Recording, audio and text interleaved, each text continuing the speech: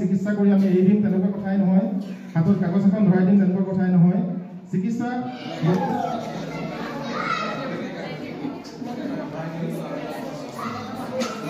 ৰাইজৰ সুবিধাৰ কাৰণে আৰু প্ৰতিজন আমাৰ চিকিৎসককো মই ধন্যবাদ জনাইছোঁ, আদৰণি জনাইছোঁ।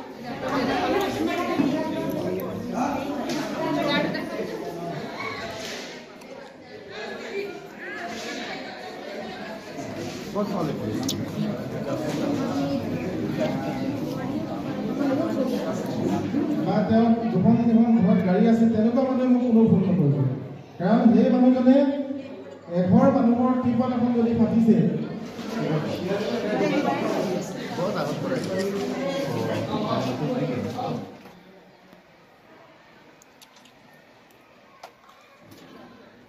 আজি ৰেড ক্ৰছ ছ'চাইটিৰ মাৰ্ঘেৰিটা শাখাই আগবন্ধা প্ৰাথমিক বিদ্যালয়ত এটি বিনামূলীয়া চিকিৎসা শিবিৰ অনুষ্ঠিত কৰা হৈছে ৰেড ক্ৰছ ছ'চাইটিৰ দ্বাৰা। এই শিবিৰত কৰ্কট ৰোগৰ পৰীক্ষণ আৰু সজাগতা সভা অনুষ্ঠিত হৈছে।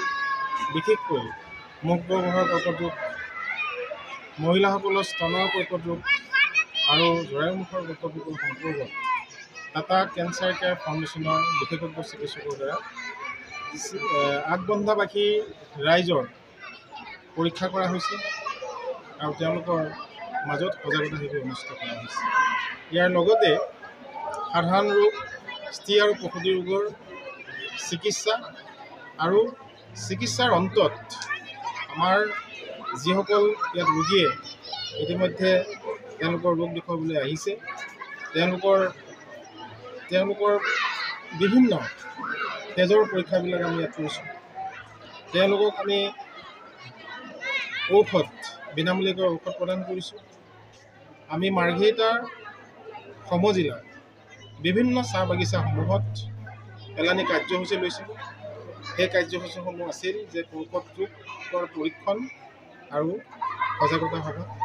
তাৰ অংশস্বৰূপে আজি আমি ইয়াত এই অনুষ্ঠানটো কৰিছোঁ। ইয়াৰ পিছতো আমি মাৰ্ঘেৰিটাৰ যিকেইখন বাগান বাকী আছে, চাহ বাগিচা বাকী আছে, সেই চাহ বাগিচাসমূহত ইয়াৰ অনুৰূপ ধৰণেৰে আমি সজাগতা সভা, বিনামূলীয়া চিকিৎসা শিবিৰ, ঔষধ প্ৰদান আমি পৰ্যায়ক্ৰমে কৰি যাবৰ কাৰণে সিদ্ধান্ত লৈছোঁ। ইতিমধ্যে আমাৰ শিবিৰত প্ৰায় 228 গৰাকী ৰোগীয়ে পৰীক্ষা কৰাইছে আৰু বহু ৰোগী ইতিমধ্যে আহি আছে।